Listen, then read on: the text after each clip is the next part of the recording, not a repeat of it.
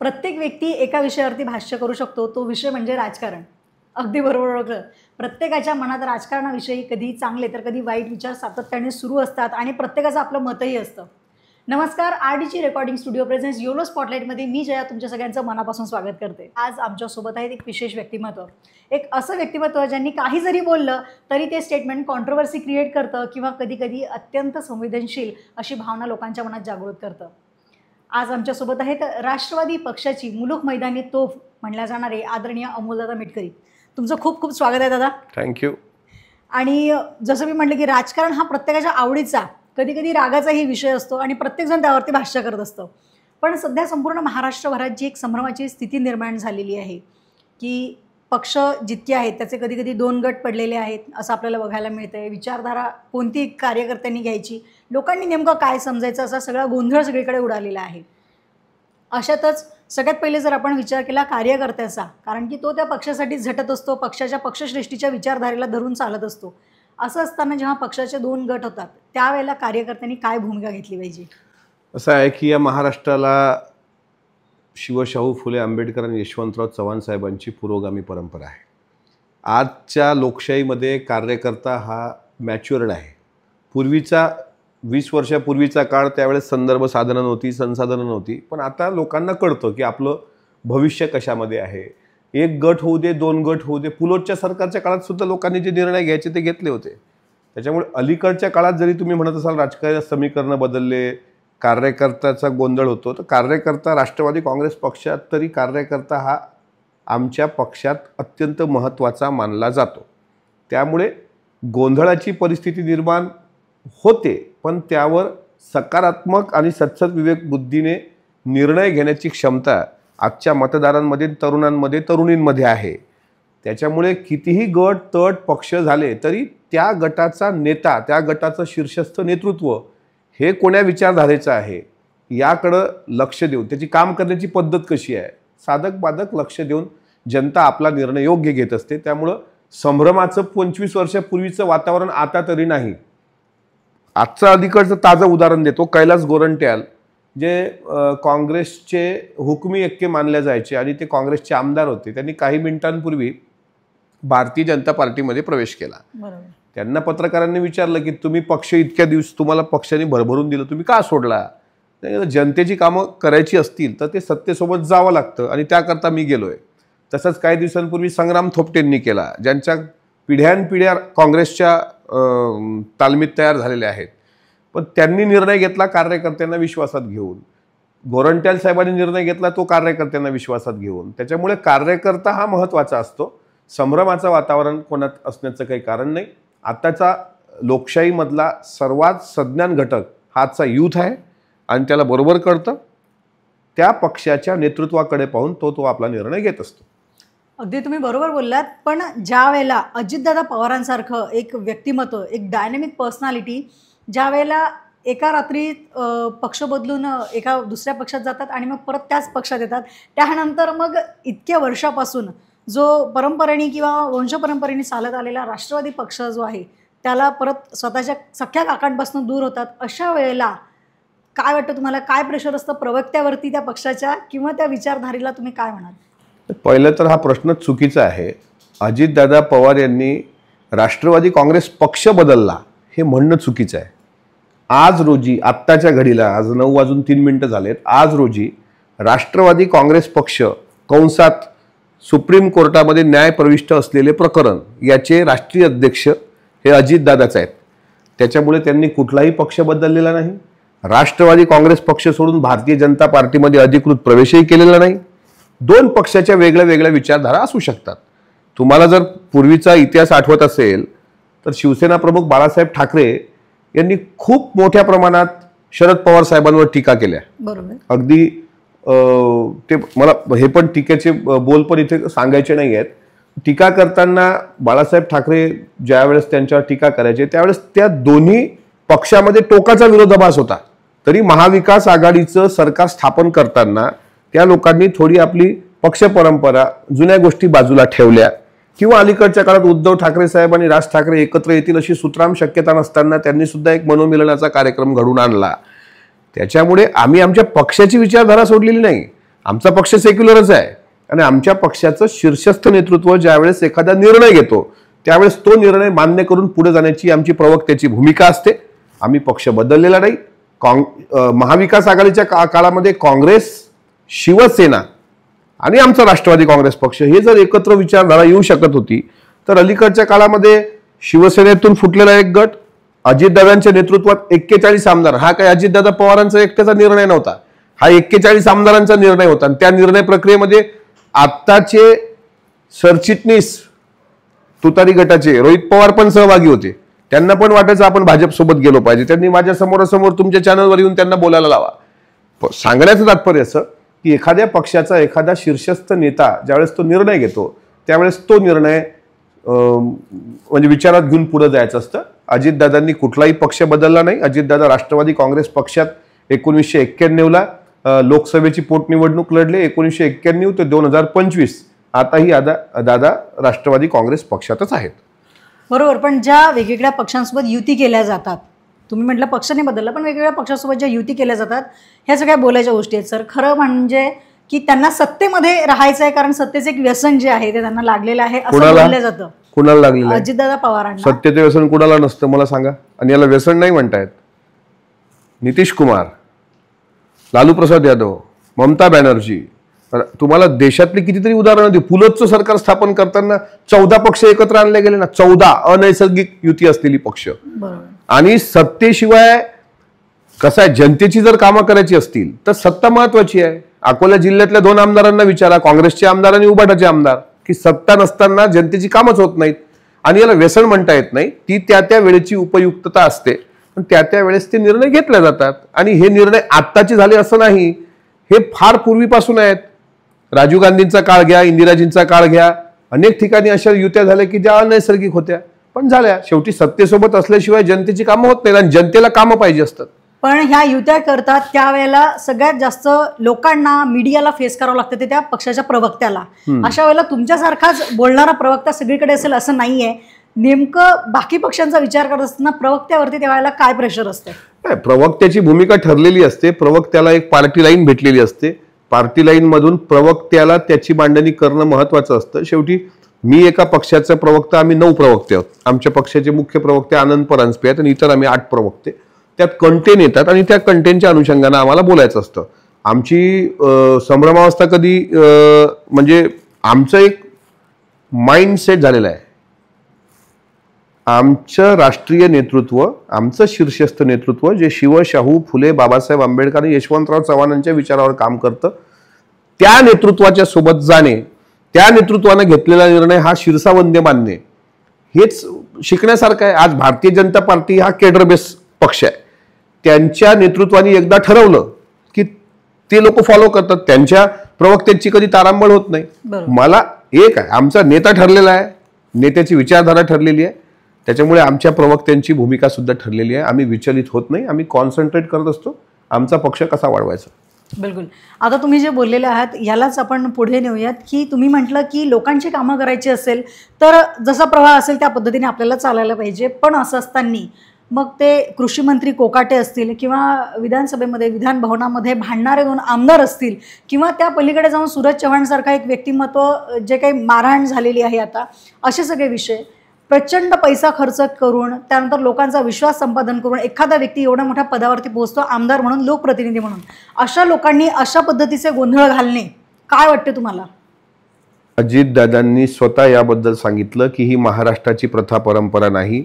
स्वतः माणिकराव कोकाटे साहेबांनी परवाला मुख्यमंत्री आणि उपमुख्यमंत्र्यांच्या बैठकीत म्हणजे प्री कॅबिनेटमध्ये की ठीक आहे माझ्याकडून अशी चूक होणार नाही हे कबूल केलं. सूरज चव्हाणांचा तुम्ही विषय काढला तर लातूर जिल्ह्यामध्ये ज्यावेळेस प्रांताध्यक्ष तटकरे साहेब आढावा बैठकीला गेले होते त्यावेळेस छावा संघटनेच्या पदाधिकाऱ्यांनी कोकाटे साहेबांचा निषेध म्हणून पत्ते फेकले होते आणि त्यानंतर जो राडा झाला तो सगळ्या महाराष्ट्राने पाहिला आणि तात्काळ दादांनी त्यावर ॲक्शन पण घेतली. हे पण सांगितलं पाहिजे की अजितदादा असा संवेदनशील नेता आहे की आपल्या पक्षाचा एखादा पदाधिकारी जर अशा चुकीच्या पद्धतीनं काही करत असेल तर त्यांना तात्काळ निलंबित केलं. सूरज चव्हाणांनी जी मारहाण केली त्याचं कोणी समर्थन करत नाही.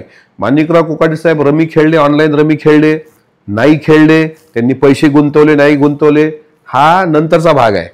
ते रोहित पवारांकडे व्हिडिओ कोणी पाठवला हा त्यातला संशोधनाचा विषय आहे. कारण रोहित पवार म्हणतात 40 सेकंद 1.5 मिनिटं ते हे खेळलेत. आता अनेक सभागृहामध्ये त्यांच्याच पक्षाच्या वरिष्ठ सभागृहामध्ये हास्य जत्रा पाहतात, चला हवा येऊ द्या पाहतात, अनेक लोक एखादं गाणं ऐकतात, मूवी पाहतात, तिकडे त्यांचा कॅमेरा गेला नाही. आणि जर विधान परिषदेमध्ये चित्रीकरणाला बंदी म्हणजे गॅलरी किंवा अभ्यागताच्या कक्षामध्ये जे लोक बसलेले आहेत त्यांना खालचं चित्रीकरण करता येत नाही, याला जर बंदी असेल किंवा संसदमध्ये पण ती बंदी आहे, तर नेमकं हे चित्रीकरण कोणी केलं? कारण तो व्हिडिओ साईडने आलेला नाही आहे, तो व्हिडिओ वरून आलेला आहे. आणि हे पेड सोल्जर्स कोण आहेत? हा झारीतला शुक्राचार्य त्या पत्रकारांमधला शोधला पाहिजे. माणिकराव कोकाटेंनी जे केलं त्याचं कोणीही समर्थन केलेलं नाही, त्यांनी दिलगिरी व्यक्त केलेली आहे. पण सूरज चव्हाणांच्या बाबतीत जो निर्णय दादांनी घेतलेला आहे, त्यांनी महाराष्ट्राला एक मेसेज दिला की आमच्या पक्षाला एक संस्कार आहेत, संस्कार मी जरी असतो किंवा माझ्याकडून असं दुष्कृत्य घडलं असतं तर माझी पण पक्षातून त्या पदावरून त्यांनी मला कमी केलं असतं. त्यामुळे याच्यात अजितदादा रोखठोक भूमिका घेणारा नेता आहे. राहिला प्रश्न मारहाणीचा, मारहाणीचं कुठून समर्थन होत नाही. सुरुवात कोणी केली? डॉक्टर जितेंद्र आव्हाड साहेब ज्या वेळेस विधान भवनमध्ये येत होते त्यावेळेस आमदार पडळकरांना पाहून त्यांनी मंगळसूत्र चोर अशा घोषणा दिल्या. मी पावसाळी अधिवेशनामध्ये पूर्ण वेळ राहणाऱ्या व्यक्तींमध्ये आहे. त्या दिवशी मला वाटते दुसऱ्या दिवशी किंवा त्या दिवशी त्यांच्या कार्यकर्त्यांचा धक्का त्यांना लागला आणि तिथून हा खरा राडा सुरू झाला. पहिली गोष्ट अशी आहे की त्या लॉबीमध्ये एकतर त्यांच्यासोबत असणारी व्यक्ती तेही गुंड प्रवृत्तीची आणि पडळकरांसोबत असणारी व्यक्ती ती गुंड प्रवृत्तीची. तर हमरी तुमरी झाली, तिथे मारामाऱ्या झाल्या आणि मारामाऱ्या झाल्यानंतर त्यांनी रात्रीला मग विधान भवनच्या बाहेर गाडी खाली झोपून पण पोलिसांचे आंदोलन केलं. तर महाराष्ट्राचं विधान भवन, त्याला विधिमंडळ म्हणतात, की महाराष्ट्रातल्या 288 विधानसभेचे आमदार आणि विधान परिषदेचे आमदार अशा दोघांना मिळून विधिमंडळ अर्थात कायदेमंडळ बनतं. हे या महाराष्ट्राचं पवित्र मंदिर आहे. इथे डॉक्टर बाबासाहेब आंबेडकरांनी सदस्यत्व त्या सभागृहाचे ते सदस्य राहिलेले आहेत. अलीकडच्या काळात आदरणीय पवारसाहेब सदस्य होते, नाधो महानोर होते, नितीन गडकरी साहेब होते. अशा लोकांचं ते सभागृह किंवा त्या विधिमंडळामध्ये यशवंतराव चव्हाण साहेबांपासून मारुती चितमपल्ली, डॉक्टर वसंतराव नाईक साहेब, हे सगळ्या लोकांनी, पवार साहेब, ह्या सगळ्या लोकांनी महाराष्ट्राला एक संस्कार दिलाय. तिथं ही हाणामारी व्हायला नको होती. पण आता शेवटी तो परिसर विधानसभा सभापती आणि विधानसभेचे अध्यक्ष आणि विधान परिषदेच्या सभापतींच्या अखत्यारीतला येतो. त्यामुळे त्याच्यावर आता एक निर्णय होईल, एक धोरण आणलं जाईल. आणि अशा प्रकारे चुकीचा मेसेज महाराष्ट्रात जो गेला त्याबद्दल आम्हालाही वाईट वाटतं. असं व्हायला नको होतं.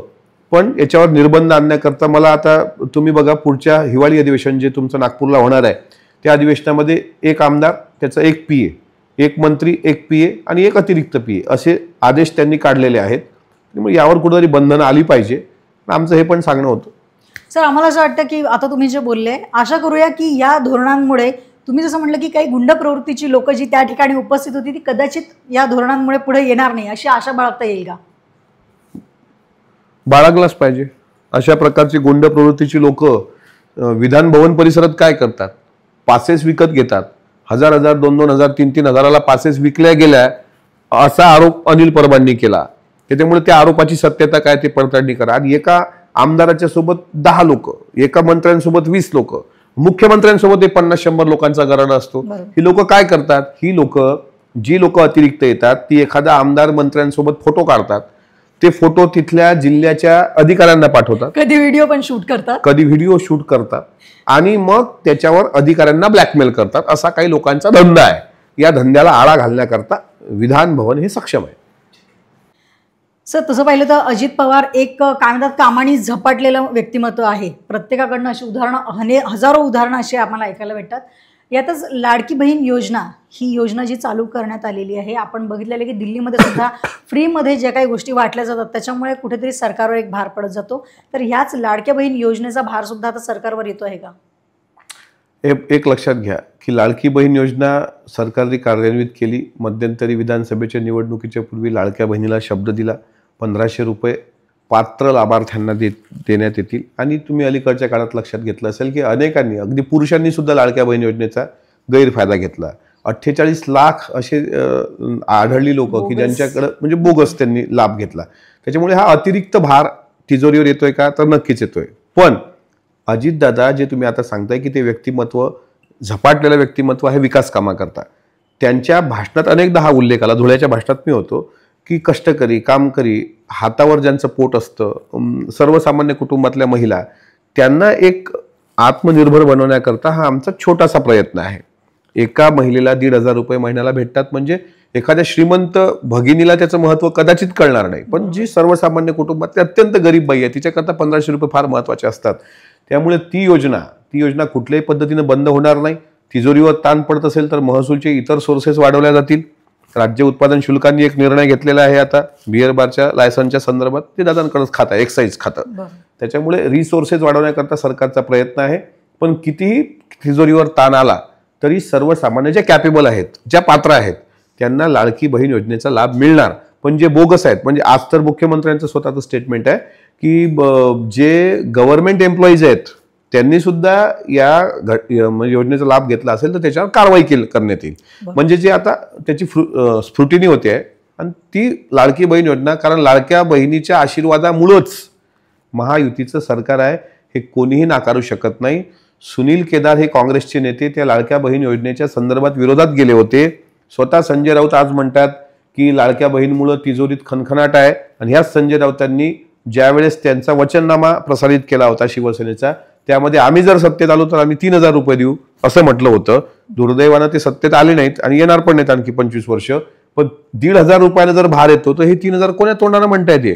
म्हणजे काँग्रेसच त्या विरोधात गेली, शिवसेनाच त्या विरोधात गेली, आणि आता सरकार काम करते. आणि 1,500 रुपये सन्मानानं भेटले पाहिजे याकरता आमचा प्रयत्न आहे, आणि तो कायम राहणार. बिलकुल सर. पण आमच्या काही सुज्ञ लाडक्या बहिणी आहेत ज्यांचा हा प्रश्न आहे की सरकारने पैसा तर दिला, आमच्या भावाने आम्हाला पैसा दिला, पण तो वापरायचा कसा ही बुद्धी मात्र दिलेली नाहीये. तर यावर तुम्ही काय सांगाल? नाही, प्रत्येकाला आपला पैसा कुठं खर्च करायचा. आता काही बहिणी अशा आहेत की त्यांनी 1,500 रुपयामध्ये एक लघु उद्योग सुरू केले. अनेक ठिकाणी सरकारच्या अशा योजना आहेत की ज्यात 70% सबसिडी, 80% सबसिडी आहे. काही महिला अशा आहेत की त्या 1,500 रुपये स्वतःचं एखादं बाळ असेल, मुलगी असेल, त्यांच्यासाठी ते डिपॉझिट ठेवतात. आता ज्या महिला कष्ट करतात त्यांना 1,500 रुपये कसे वाचवायचे हे चांगल्या पद्धतीनं माहीत आहे. बाकी गृहिणी असतील किंवा आई बहिणी असतील, त्या मला असं वाटते की त्या उत्तम अर्थतज्ञ असतात. त्यांना सरकारने बुद्धी द्यावी इतकं त्या वीक नाही आहेत, त्या शेवटी स्ट्रॉंगच आहेत. त्याच्यामुळे त्यांना जो 3,000 रुपये भेटते त्याचा ते सदुपयोगच करतात. तुम्ही काही दिवसांपूर्वी एक घटना घडली, त्याच्यावर खूप एक सुंदर तुम्ही सजेशन दिलं होतं की आमदार निवासामध्ये जे जेवण बनवलं जातं ते महिला बचत गटांना त्याचे कॉन्ट्रॅक्ट दिले गेले पाहिजे, असे खूप छान सूचना तुम्ही केली होती. या व्यतिरिक्त जितके महाराष्ट्रभरात बचत गट चालतात किंवा महिला जे काही प्रोडक्शन करतात त्यांच्या सगळ्यात मोठी अडचण असते मार्केटची, तर याच्यासाठी सरकार काही विचार करणार आहे का? याकरता सरकारने स्वतः म्हणजे प्रत्येक जिल्ह्याच्या पालकमंत्र्यांना निर्देश दिलेत. उमेदच्या माध्यमातून ज्या महिला बचत गट, आता कसं आहे की कुठेही गेलं तुम्ही, हॉटेलमध्ये आपण गेलो तर स्टार्टर येण्यापूर्वी आपली ऑर्डर पापडची असते, आणि पापड हे महिला बचत गटाच्या महिलाच बनवतात. आमदार निवासामधल्या दोन्ही ठिकाणच्या उपाहारगृहांची इतकी दयनीय अवस्था आहे की तिथलं जेवण खावं असं वाटत नाही. म्हणजे संजय गायकवाडांनी मारहाण केली त्याचं समर्थन नाही, पण त्या जेवणाची क्वालिटी ज्या थर्ड क्लास असते त्याला मात्र विरोध जो व्हायला पाहिजे होता तो झालाच पाहिजे होता. आता आमचं म्हणणं असं होतं की इतक्या चांगल्या महिला बचत गट आहेत, म्हणजे भीमथडीची यात्रा स्वतः सुनंदताई पवार त्या आयोजित करतात, त्यामध्ये अनेक महिला बचत गट. म्हणजे मी तर परवा असं ऐकलं की 28 प्रकारच्या शेवळ्या करणाऱ्या महिला आहेत, 30 प्रकारचे वेगवेगळे चणे, म्हणजे फुटाणे जे हरभरे म्हणतो आपण त्याला, त्यावर प्रक्रिया करणारे आपल्याच जिल्ह्यात अनेक ठिकाणी 30 प्रकारचे चणे आहेत. आणि हे शेवया रायपूरला एक्सपोर्ट करणाऱ्या महिला आहेत. याचं ट्रेनिंग देण्याचं काम हे सरकार करते आहे, त्यांना त्यांच्या पायावर उभं राहण्याकरता. विशेष म्हणजे कसं आहे की तुम्ही तुमचा बचत गट आहे, तुमचा बचत गट चांगला प्रोडक्ट करतोय, आणि ते प्रोडक्ट करत असताना मार्केट कुठे आहे, त्याला मार्केट अवेलेबल झालं पाहिजे. आपल्या अकोल्याची तुम्ही उदाहरण घ्या की स्वराज्य भवनाच्या एका कोपऱ्यामध्ये चिवचिव बाजाराच्या ते बचत भवन आहे, तिथं कोण जाणार आहे विकत घ्यायला? त्याच्यामुळे त्यांना आपल्या अकोल्यामध्ये आता 1.5 कोटी रुपये मंजूर केलेत सरकारने की तिथं तुमचा एक मॉल राहील महिला बचत गटाचा. त्यात लोणचं, पापड, कुरळे हेच नाही फक्त, त्याच्या व्यतिरिक्त अनेक सोया स्टिक आपण घरी करू शकतो. आपल्या महिला भगिनी अत्यंत चाणाक्ष आहेत, आणि सरकार म्हणून उमेदच्या माध्यमातून, बचत गटाच्या माध्यमातून त्यांना गाव पातळीवरून त्यांचा माल विकत घेणे. म्हणजे त्यांच्या पुढची अडचण काय की मला सबसिडीवर तुम्ही मशीन देताय. आता केळीची पावडर, कच्च्या केळीची पावडर ही आता याच्या वेबसाईट आहेत मोठ्या मोठ्या, ती रोज लागते. आणि कच्ची केळी आली की तिची जी मशीन असते, एक 10x10च्या रूममध्ये जर ती मशीन त्याच्यात ते केळीची पावडर टाकली तर ते 500 रुपये किलो खरेदी करणाऱ्या वेबसाईट पण आहेत.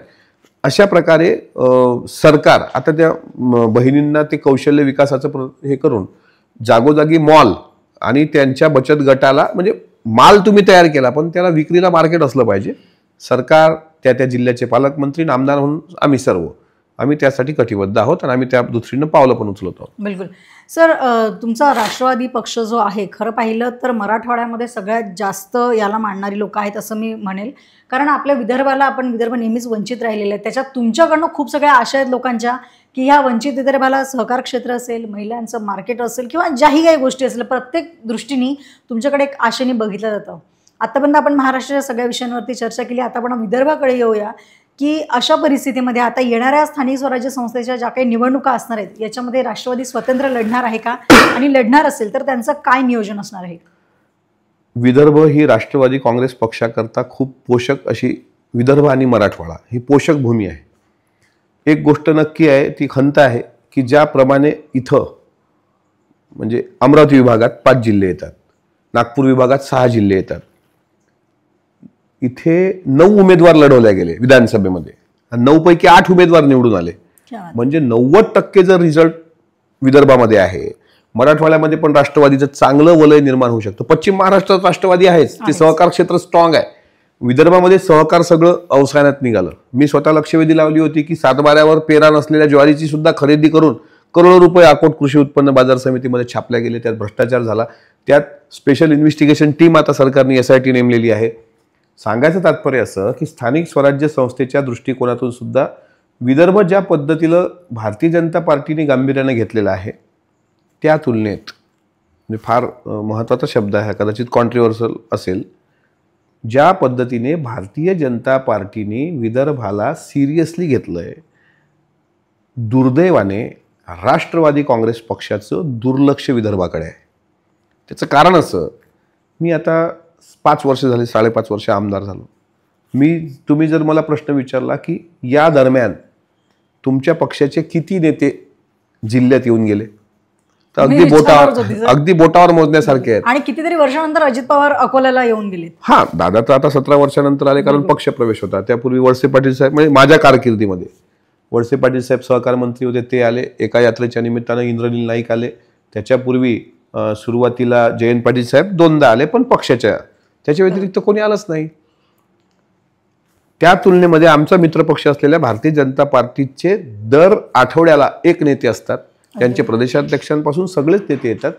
तर हे जे म्हणतात स्थानिक स्वराज्य संस्था जर जिंकायच्या असतील तर तुमचं केडर संघटन असणं महत्त्वाचं आहे. आणि विदर्भामध्ये राष्ट्रवादी काँग्रेस पक्ष केडर बनवण्याच्या तुलनेमध्ये फार कमी आहे, हे मी मान्य करतो. कारण बुलढाण्यासारख्या जिल्ह्यामध्ये 1 आमदार, अकोला जिल्ह्यात आता 5 विधानसभा मतदारसंघ, त्यात मी एकटाच तोही विधान परिषदेचा आमदार. अमरावतीमध्ये तशीच परिस्थिती आहे. आता सुलभाताई आणि त्यांचे मिस्टर हे 2 आमदार तिथे आहेत. वाशिममध्ये आपण 0 आहोत. पण ज्या जागी राष्ट्रवादी लढली, तुम्ही गडचिरोलीमध्ये अहेरी मतदारसंघ राष्ट्रवादी धर्मराव बाबा आत्राम, मोरगाव अर्जुनी राष्ट्रवादी राजकुमार बडोले, त्याच्यानंतर राजू कारेमोरे हे एक त्या भंडारा जिल्ह्यात निवडून आले, म्हणजे 3, इंद्रनील नाईक पुसद 4, सुलभा खोडके अमरावती 5 आणि मनोज कायंदे सिंदखेड राजा 6. एकच सीट आमची पडली, ती म्हणजे देवेंद्र भुयार वरुळ. म्हणजे 7 पैकी 6 जागा जर निकाल येऊ शकतो तर स्थानिक स्वराज्य संस्थेमध्ये याला गांभीर्यानं घेणं महत्वाचं आहे. आमच्या जिल्ह्याचे संपर्क मंत्री आले पाहिजे, अनेक मंत्री अमरावतीपर्यंत येतात. पण तुम्ही तर फार त्यांचे निकटवर्ती किंवा विश्वासातले आहेत अजितदादांच्या, मग तुम्ही याच्यासाठी काय प्रयत्न करत आहात? मी स्थानिक स्वराज्य संस्थेच्या माध्यमातून जर आपल्याला निकाल आणायचा असेल तर महायुती म्हणून लढायचं की स्वतंत्र लढायचं हा निर्णय शीर्षस्थ पातळीवर होणार. मी स्वतः एक पत्र दिलेलं आहे आणि परवाला पिंपळगाव राजाला आम्ही होतो, तिथे राज्याचे सहकार मंत्री बाबासाहेब पाटील आले होते. त्यांनाही आम्ही हेच म्हटलं की थोडं तुम्ही अकोला, म्हणजे अमरावतीपर्यंत येतात, पण अकोला, बुलढाणा, वाशिम हे 3 जिल्हे महत्त्वाचे आहेत ना पूर्व विदर्भामध्ये. जोपर्यंत इथे नेत्यांचं लक्ष लागून राहणार नाही तोपर्यंत काही पक्षाला फारसा चांगला परफॉर्मन्स भेटणार नाही. दादा, खरं तर तुम्ही खूप सुंदर व्याख्यान करत होते. अशातच वक्तृत्व कौशल्याच्या भरोशावर तुम्हाला आमदारकी मिळाली आणि सुदैवाने तुम्ही परत आमदारच राहिलात. परंतु आता तुम्हाला असं वाटतंय का की आपण आपला स्वतःचा एक स्वतंत्र मतदारसंघ असायला पाहिजे? मागेही वाटला होता मला, कारण शेवटी ठरलं होतं म्हणजे अकोट विधानसभा मतदारसंघाचं तिकीट मागेपर्यंत मी ठरवलं होतं, पण महायुतीमध्ये जिथं महायुतीचे आमदार असतील तिथे आपण बोलू नये किंवा मागू नये. आणि वक्तृत्व कलेचा सन्मान अजितदादांनी केला, ही गोष्ट खरी आहे. पण नुसतं भाषण देऊन माणसाला आमदार होता आलं असतं काही अजून काय असते, पण हे भाषण फक्त भाषणबाजीवर नाही, तर ते मेहनत ते दादांना दिसली. त्यामुळे त्यांना वाटलं की चला या तरुणाला कुठेतरी, आणि दादा तरुणांना संधी देणारे नेते आहेत, त्यामुळे ती संधी मिळाली. मागच्या काळामध्ये विधानसभेच्या ज्या निवडणुका आल्या त्यात मी स्वतः तेल्हारा अकोट विधानसभा मतदारसंघाकरता इच्छुक होतो. त्या दृष्टीनं मी तयारी पण केली होती. पण महायुतीमध्ये ठरलं होतं की जिथे भारतीय जनता पार्टीचे आमदार असतील तिथे आपण हे करायचं नाही. बाळापूर शिंदे साहेबांनी घेतली आणि अकोला पश्चिम हे भाजपकडं, कारण गोवर्धन शर्मा साहेब इथे आमदार होते. पण तरी माझे प्रयत्न सुरू आहेत. 2029 आता तुम्ही जे म्हणताय प्रयत्न सुरू आहे, तर कशाच्या भरोशावरती आता हे तुम्ही लोकांपर्यंत जाणार आहात? म्हणजे काहीतरी लोकांना इथे रोजगार लागेल किंवा तुमच्याकडनं काहीतरी लोकांना असं ठळक काम लागणार आहे, जसं मला असं वाटतं की इको टुरिझमचा एक प्रकल्प आहे जो अजूनपर्यंत पेंडिंग राहिलेला आहे. अशा आणखी बऱ्याच काही गोष्टी असतील, पण तुमच्या डोक्यात काय विचार आहे, तुमचं काय विजन आहे, की काय विजन घेऊन तुम्ही उतरणार आहात? मी माझ्या नेत्याकडे पाहून जनतेत राहून जनतेचं काम, जनतेच्या समस्या सोडवण्याकरता प्रामाणिक प्रयत्न करतो. माझ्या घरी काही कोणी येतं तर बाबा VIP ला भेटायला त्याला फारसे काही असं हे अग्निदिव्य करण्याचं काम पडत नाही, कारण मला माझी पात्रता माहीत आहे, माझी पूर्वपीठिका माहीत आहे. मी सर्वसामान्य कुटुंबात जन्माला आलो, मी आमदार म्हणून कधी वावरत नाही.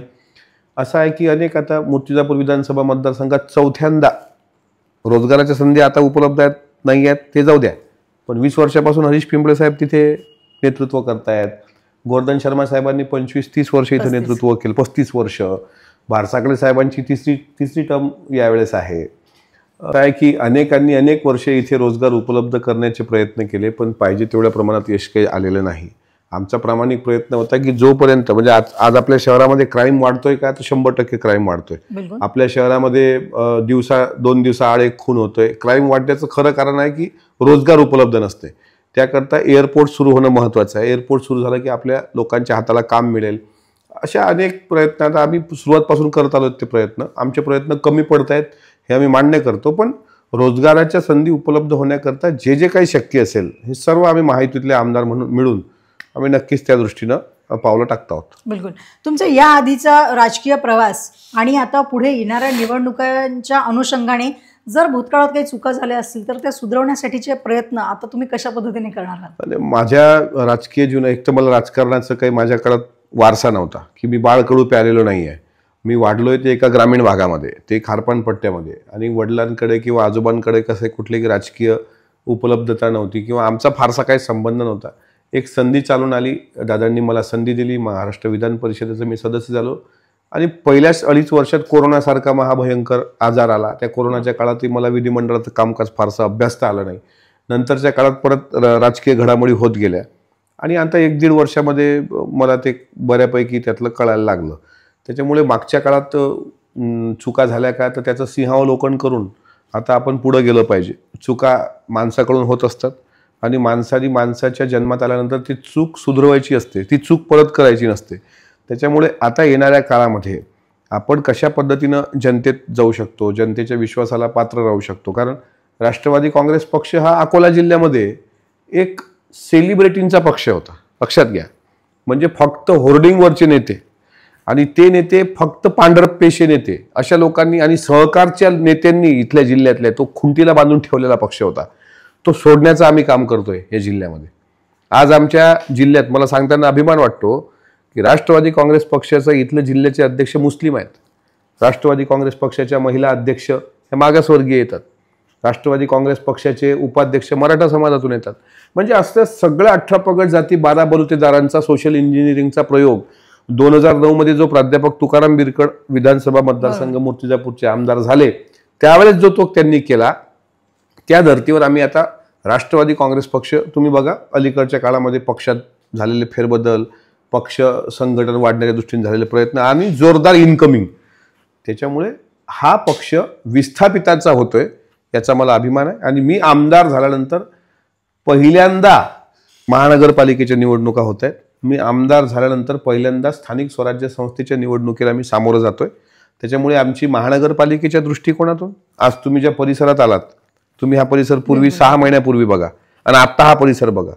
हा या अकोला जिल्ह्याचा प्रभाग क्रमांक 19 याला लागून 20 या दोन्ही ठिकाणची डेव्हलपमेंट. आणि आता स्वतः जनता आहे तिथे सांगते की आम्ही राष्ट्रवादीला मत दिलं नाही, पण आम्हाला राष्ट्रवादीचं काम करण्याची पद्धत आवडली, तर आम्हाला आता इथून पुढे राष्ट्रवादीत काम करायचं. आता तुम्ही येण्यापूर्वी 50-60 म्हाताऱ्या आजी येऊन गेल्या माझ्याकडे की आम्हाला राष्ट्रवादीचं सदस्य व्हायचं आहे. तर हे आमची उपलब्धता आहे आणि या भरोश्यावरच आम्ही पुढचं निवडणुकीमध्ये परफॉर्मन्स देऊ.